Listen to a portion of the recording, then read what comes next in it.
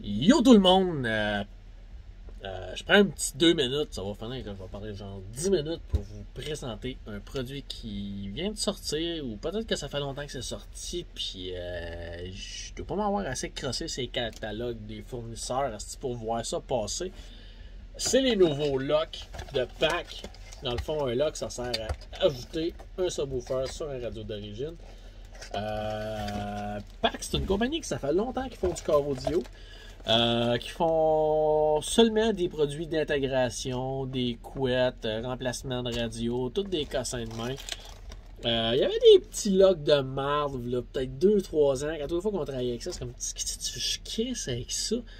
Puis là, à un moment donné, je vois qu'à mes occupations, au lieu de passer du temps avec ma blonde, puis tout, je suis en train de checker qu'est-ce qu'il y a de nouveau qui sort qui est complètement incroyable. Puis je suis tombé sur ces petits bijoux-là. C'est des locks, c'est disponible, il y en a sorti 4-5, il y en a 2 qui sont complètement incroyables, les autres, eux, je m'en calisse, fait que j'ai juste mis ce qui est incroyable sur notre site internet. J'en ai commandé un pour voir, genre, si c'était une fucking licorne ou si c'était aussi incroyable que qu'est-ce que j'ai vu. Malheureusement, c'est pas une licorne. J'ai reçu ça, je fais comme, ok, ouais. Ça coûte genre 129$. C'est un 4 channel. Déjà là, 129$, un 4 channel, c'est calissement pas cher. Là, je fais comme, ok, ouais, c'est correct, c'est correct. Fait que là, dans le fond, t'as tes entrées sites, puis t'as tes sorties en RCA. Il te donne une remote avec. Là, tu fais comme, ok, ouais, ailleurs, c'est parce qu'il te charge, je sais pas, 50$ pour avoir ton esti de remote. Fait que eux autres, en crise de gentleman, genre, ils te donnent un remote.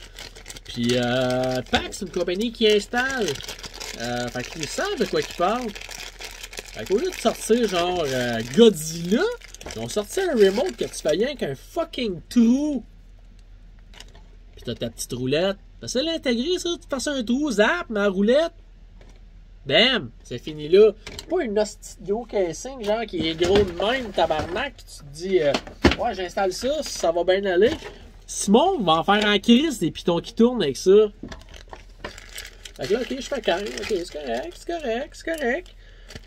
Bien joué, Pack, bien joué. Là, je suis déjà excité par la remote. Je suis déjà excité que c'est un 4 channel. Je suis déjà excité que c'est 129$. J'ai comme, qu'est-ce qui pourrait m'exciter de plus?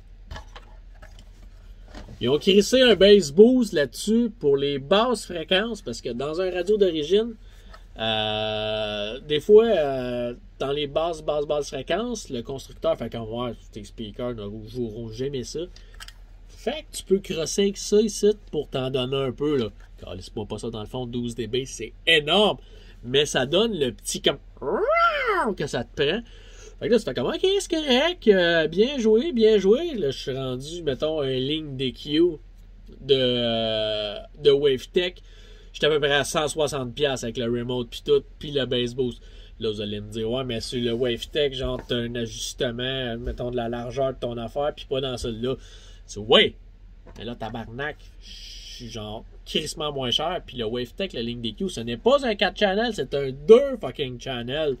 Pis si tu regardes dans un 2 channel, c'est 89$. Si tu rajoutes le remote, parce qu'il est en option dans le 2 channel, je sais pas pourquoi, t'es à 105$. Fait que t'es genre 80$ de moins qu'un ligne DQ qui est un produit fucking exceptionnel.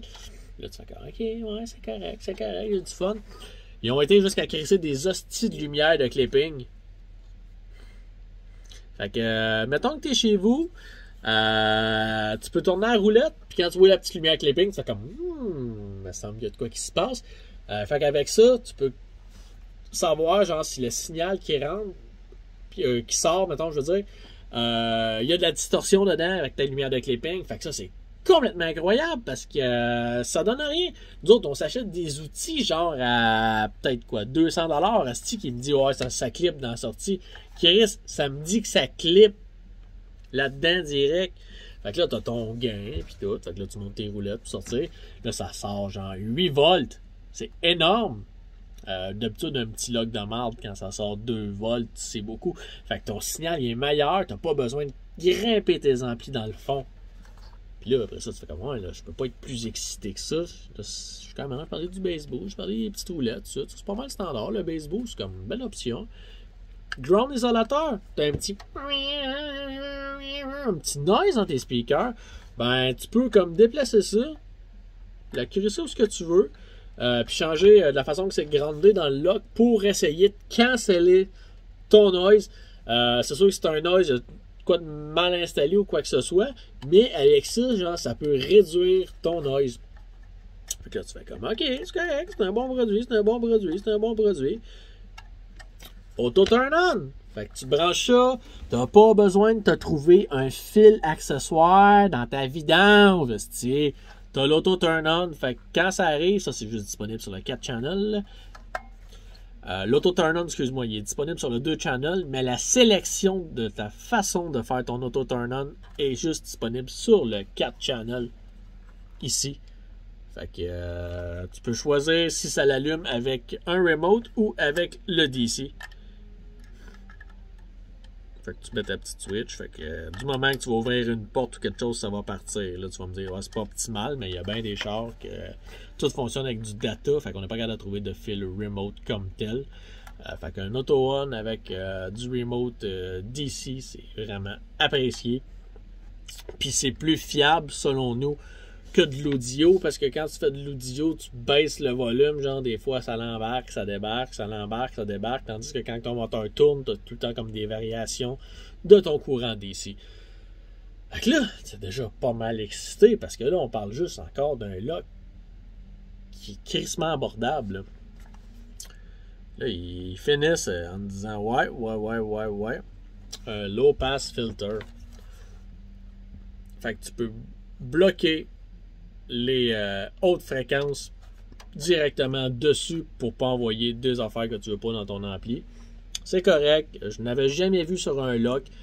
L'utilité, je pourrais pas te dire parce qu'il y a bien des amplis qui l'ont directement dessus, mais s'ils l'ont crissé à un moment donné, ils vont faire ouais, ça me prenait ça. Parce qu'ils ont pensé à tout.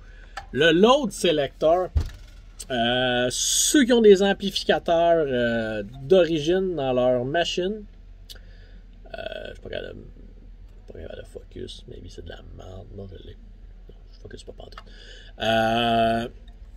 Le load selector, ce que ça fait, genre, c'est que ça te permet genre de dire à ton radio, yo, je n'existe pas. Il y a quelque chose sur ton système, mais ça ne paraît pas. La plupart des chars sans calice, mais il y a des affaires un peu plus dispendieuses chez Dodge, quoi que ce soit, quand tu as le Alpine ou le Harman Kardon, que si tu mets n'importe quelle petite cochonnerie de lock dessus, à un moment donné, tu vas te lever, ton radio va dire no sound. Je sais pas trop c'est quoi le message qu'il t'envoie. Je l'ai jamais vu, je veux pas le voir, mais il faut que tu ailles chez ton dealer puis que tu arranges ça. Mais avec ça, tu peux émuler que tu as la bonne résistance dessus. Ça veut dire aussi que ça peut fonctionner sur des systèmes qui sont amplifiés, parce que les petits locks à 20$, tu crées ça sur un kit haut de gamme. Sur la sortie sub, ça se peut que tu grilles ton lock parce que ça l'envoie du Juicy Fruit, puis c'est bon genre pour une quarantaine de watts. Puis ça, c'est bon jusqu'à 400 watts. Fait que c'est pas mal plus solide, c'est pas mal plus résistant. Puis c'est fait pour aller sur les systèmes stock ou les systèmes amplifiés. Fait que c'est vraiment cool. Puis c'est quoi la dernière affaire? Ah ouais, si tu fais ton input mode, tu peux te mettre un 2 channels à 4 channels au lieu d'envoyer tes 4 channels. Mettons, tu veux juste embrocher 2, puis tu vas avoir une sortie 4 pour, mettons, que tu fais un système en actif, que tes tweeters puis tes woofers sont amplifiés directement. Rendu là, souvent, tu vas utiliser un processeur. Mais le produit il permet de choisir soit si tu utilises tes inputs 2 ou 4 channels. C'est une belle attention. Ou des fois, si tu veux le mettre sur un rear, puis t'as pas de système comment vas-tu le dire? Pas de système 6 channels, admettons, tu prends celui-là, tu t'en prends un, deux channels pour faire ton front, puis pour ton rear, puis ton sub, tu prends celui-là, t'envoies dans channel 2, puis ça va te sortir 4 sorties, fait que tu vas pouvoir faire ton sub, puis tu mets ton autre channel sur ta sortie sub. Fait que comme ça, tu fais un genre de 6 channels, parce qu'ils n'ont pas encore fait le produit 4 channels. Pour la suite, ils ont sorti un paquet de couettes plug and play pour pas mal tous les modèles. D'après moi, ils travaillent, ils vont en avoir pas mal. Fait qu'on va pouvoir avoir des petits harnais pour faciliter l'installation puis l'intégration d'origine. Fait que PAC va être à surveiller dans les prochaines années. Il n'y avait rien fait, puis là, ils commencent à faire du stock. On est complètement excités, ça va être à suivre parce que les produits vont vraiment être bons.